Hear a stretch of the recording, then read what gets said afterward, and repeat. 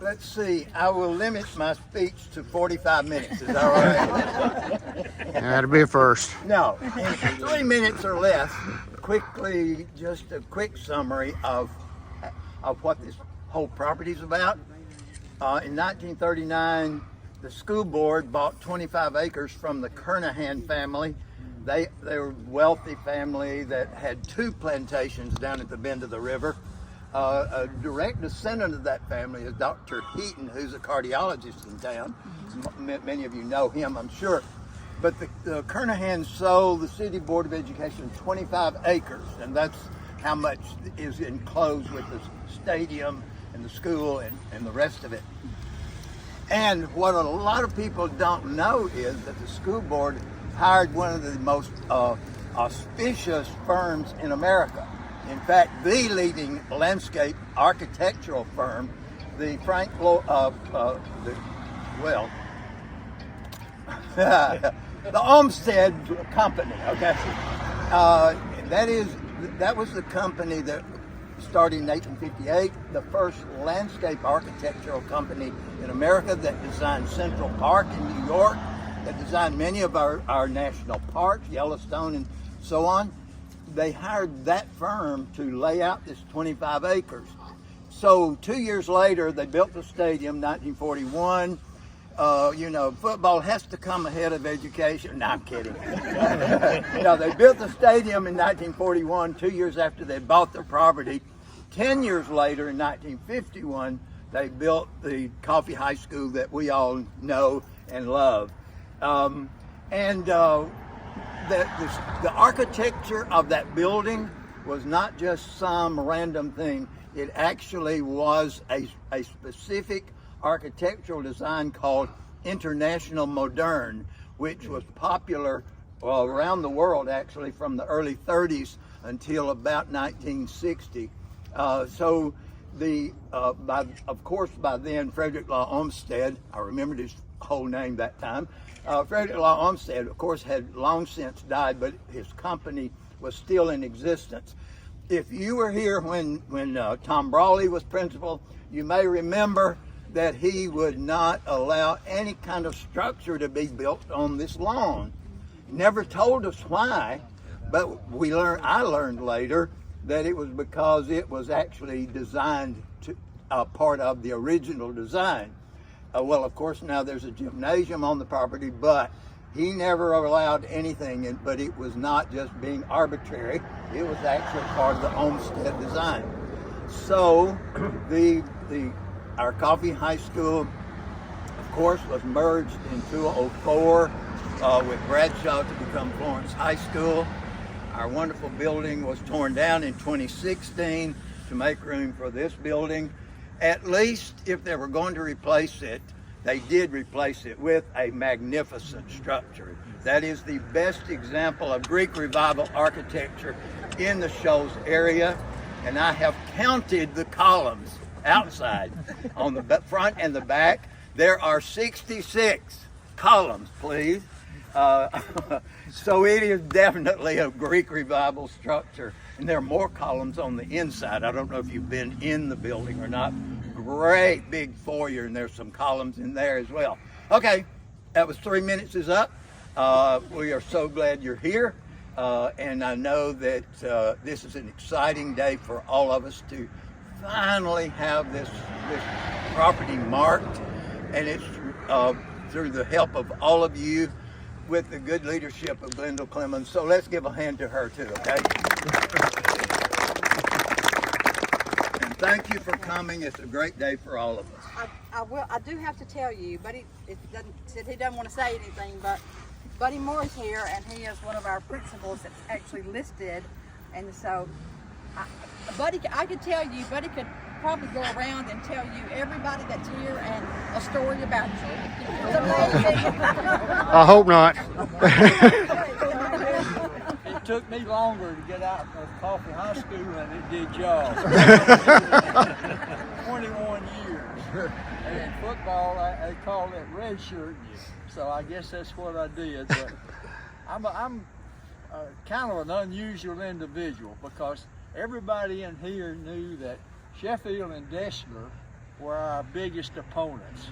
I played in 4 games, 2 of the 4 Thanksgiving games we had down here.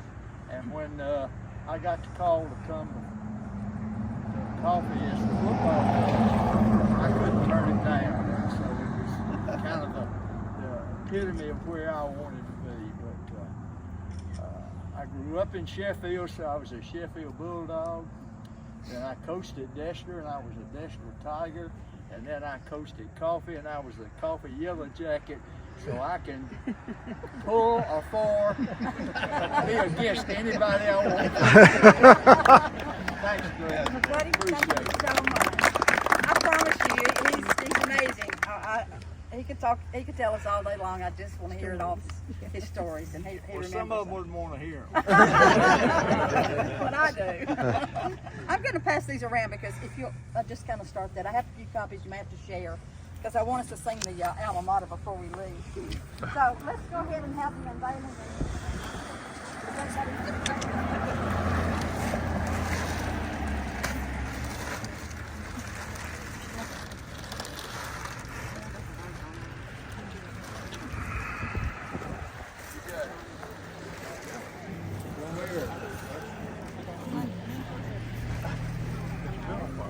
Yeah. Okay. Coffee High School was located at this site from 1951 to 2004. From 1917 to 1950, it was located 3 blocks southward on the north side of Hermitage Drive at the intersection of North Walnut Street. Growth of the school over the years at that location dedicated new facilities. In 1940, the Florence School Board purchased a 25-acre tract of land at this location, bordered by Cherry Street, Old Military Road, Jackson Highway, which is now Hermitage Drive, and Memorial Avenue.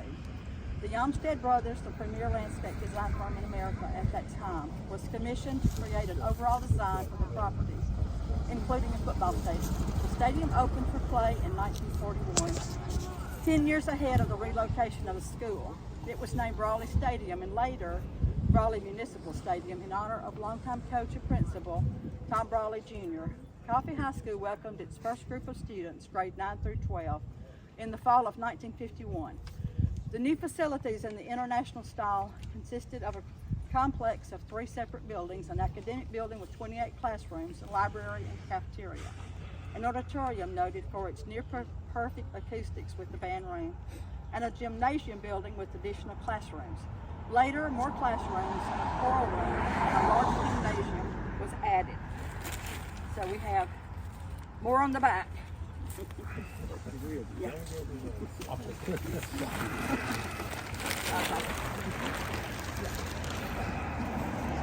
During the 53 years that Coffee High School existed at this location, it was under the leadership of 5 principals: Tom Brawley Jr., Joe Grant, interim, E.W. Wadsworth, Ralph Smith, James Buddy Moore, thank you so much, Buddy, for coming, and Gerald Johnson. Coffee High School maintained a high level of academic excellence. The students were provided excellent educational opportunities under the watchful eye of a highly qualified faculty. Also, the school upheld an outstanding athletic tradition, which received recognition in local, regional, and state competitions. Many players went on to compete at the college level and professional levels. Upon graduating, the students possessed the educational background needed for the pursuit of higher education and career goals, as well as contributed to our community, our state, our nation, and the world. Our alma mater, on our city's northern border, reared against the sky, proudly stands our alma mater as the years roll by.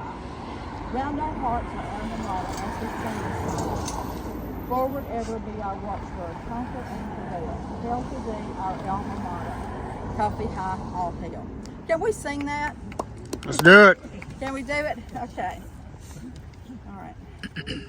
On our City's northern border, reared against the sky, proudly stands our alma mater as the years roll by.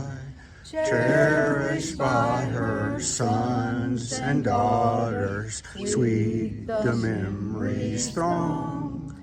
Round our hearts our alma mater, as we sing this song. Forward ever be our watchword, conquer and prevail. Hail to thee, our alma mater, of the high all hail. And just so you know, Billy Ray has shared this with me.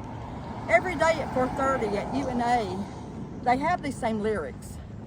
So you can go hear the chimes from the school. I'm looking for him, but I know it's at 4:30 every afternoon. So we probably need to go down there and park and listen to it and sing along. Maybe practice, how's that? Pick up on that. The words, of course, are different for UNA, but the melody is the same. So I sit on my front porch every day at 4:30, and I get to hear that wonderful melody, and then I say the words to myself while